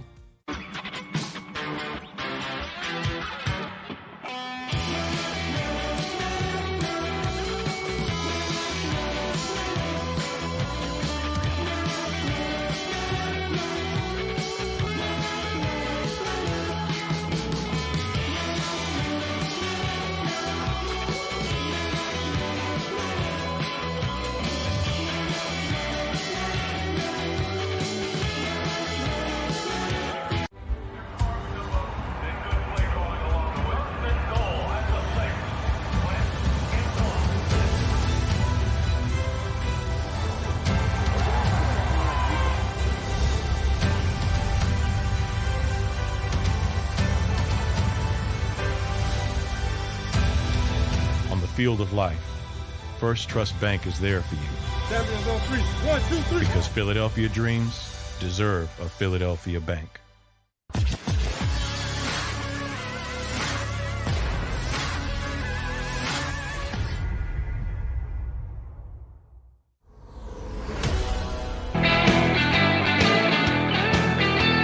Welcome back, National Football Show. Paul, the Spanos family may have to get a better head coach in there for Justin Herbert, because I agree with you. There were shitty decisions, I thought, at the end of those games, coaching-wise, and I thought the coaching put that football team in some bad situations at the end of the year. I did. You know, I mean, will they be better this year? I think Brandon Staley's on the hot seat because you got a superstar. And let me say this to you about the Chargers. The Chargers wasted Dan Fouts, and they wasted Phillip Rivers. They had exceptional talent around Phillip early on in his career when you had LaDainian Tomlinson, Vincent Jackson. You know, you had a Hall of Fame tight end. You know, you had a defense that was pretty decent, and they did nothing for Phillip Rivers. The team actually deteriorated, you know, from the first couple of years. I thought that the Chargers and the Patriots were going to battle for the AFC for years with LaDainian and all them guys. But they ended up, again, like, not retooling. Then they ended up firing Schottenheimer. Schottenheimer goes 14-2. And because they made the decision to stay with the general manager, A.J. Smith, it fucked, in my opinion, Phillip Rivers and his ability to go and win a Super Bowl. He's better than Eli Manning. But when you look at hardware, Phillip's nowhere. You put Phillip Rivers in New York with better surroundings and a better organization, he'd have won 3-4 Super Bowls up there too. And he would have been competing against Brady. But he goes to the Spanos family, who has made inept decisions when it comes to the hiring of coaches. The Anthony Lynn's of the world. I mean, think about the coaches. Look at who they've had as head coach in that building. Anthony Lynn's not a bad coach. Okay, he was just the wrong coach for that fit there. Look at the last 4 coaches they've had. They've all been terrible. They've all been terrible, okay? Paul says you can't win with 2 wide receivers. Paul, you can win with no receivers. Patriots prove that every year almost. Amendola, Edelman. Really? You couldn't put those 2 guys on any other team, and those guys would have been the stars that they would have been if it wasn't for Brady and the way that they used them. Wide receivers is the most overrated position in the sport. Your receivers in that 17 Super Bowl are a prime example of that. Alshon Jeffries and Deshaun Jackson were good. They weren't exceptional. One had exceptional speed. They weren't exceptional. Brady, outside of having Moss, he never had exceptional deep threats, ever. Mike Evans, when he got to Tampa, probably the closest thing he had to Moss and Antonio Brown. Who were Joe Flacco's wideouts? Was it Ishmael's brother? Was it Kadri? I can't even remember. Shannon Sharp, right? I'm trying to think. No, Shannon didn't play on that team. He played on the Trent Dilfer team. I can't even tell you, man. Right? Jack says, would you rather have Burrow or package deal with Deebo Samuel, Aaron Donald, or Micah Parsons? I need to figure out my quarterback. Anquan Bolden, he was good. He was damn good. All right, this is how I see this thing playing out. I think this is going to be a close Super Bowl. Okay, I do. I think this is going to be a close Super Bowl. I think this kid, Joe Burrow, what quarterback do you trust more? Do you trust Matthew Stafford or do you trust Joe Burrow? Here, think about this. Okay? Matthew Stafford had 3 consecutive games in a row with a pick 6, and you're just holding your breath the entire time during the postseason. He's played well. Joe Burrow has found a way to win all these games. Found a way to win. Sacked 9 times, didn't matter. Knocks off the number 1 seed in the Titans. Gets it done. I know, not a completely 100% Derrick Henry. I know they're the story. Plus, Tannehill throws 3 picks, I think, in that game. But the quarterback you trust the most should be the guy you lean on the most. Because when he's going to be at, think about this. How many points were they down by in Kansas City? 18? They were down like 18 points to Kansas City, right? Was that right? Something like that? And Burrow threw them out of trouble. Okay? Burrow threw them out of trouble. Got them back in.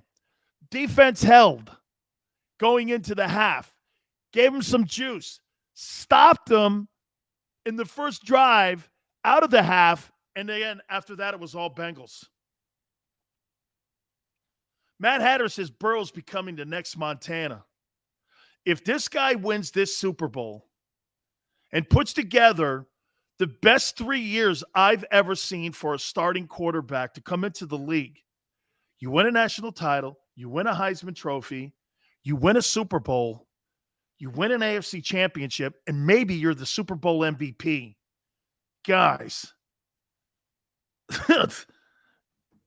So here.